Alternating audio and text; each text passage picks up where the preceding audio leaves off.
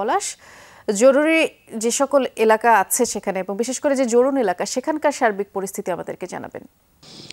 বৃষ্টির সকাল থেকে কিন্তু বিএনপির দুই পক্ষ তারা একটি পোশাক কারখানার জুট নামানোকে কেন্দ্র করে দুই পক্ষই সংঘর্ষ হয়।